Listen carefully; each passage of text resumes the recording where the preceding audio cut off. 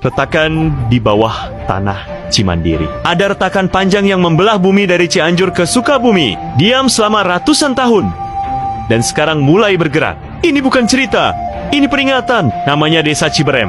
Terletak di perbatasan Sukabumi dengan Cianjur. Sepintas tak ada yang aneh sawah hijau, rumah kayu, anak-anak berlarian di pematang. Tapi di bawah tanahnya mengendap retakan purba yang diam-diam bangun dari tidur panjangnya. Warga desa sering mendengar suara gemuruh di malam hari, seperti suara batu saling bergesekan, diikuti getaran kecil yang hanya terasa bagi mereka yang tidur di lantai tanah. Tanahnya lagi batuk, kata kakek Ujang, tetua desa. Tak ada yang mengira kalau batuk itu akan berubah jadi teriakan. Tanggal 23 November, dini hari, langit gelap, bulan tersembunyi di balik awan. Jam 2:38 pagi. Bumi tiba-tiba menggeram. Duar! Semua bangun karena rumah bergoyang, piring pecah, lampu padam, pohon-pohon seperti ditarik ke bawah. Tapi gempa hanya berlangsung 7 detik. Pendek tapi cukup membuat belasan rumah di ujung desa retak. Lantai rumah-rumah tua terbelah, seolah ada sesuatu yang menggeser tanah dari dalam. Besoknya, tim geologi datang. Mereka pasang alat, memotret retakan, dan mengukur posisi. Seorang peneliti muda berkata dengan raut wajah serius, "Ini bukan gempa biasa, ini sesar Cimandiri.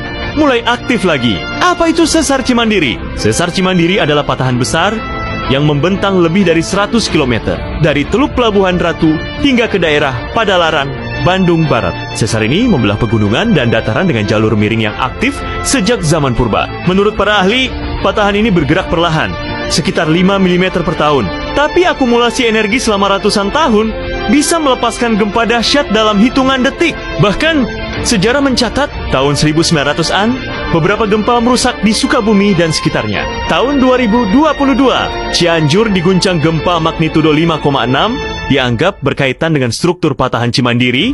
Kembali ke desa. Sebulan setelah gempa kecil itu, warga mulai mengalami kejadian aneh. Sumber air mengering, tanah sawah muncul retakan, binatang seperti gelisah, ayam tidak bertelur, anjing menggonggong ke arah tanah.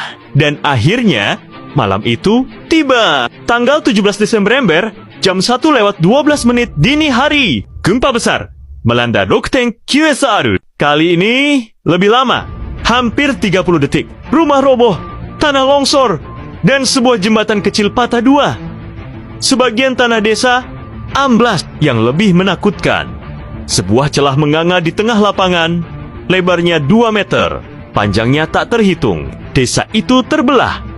Secara harfiah, pelajaran dari cerita ini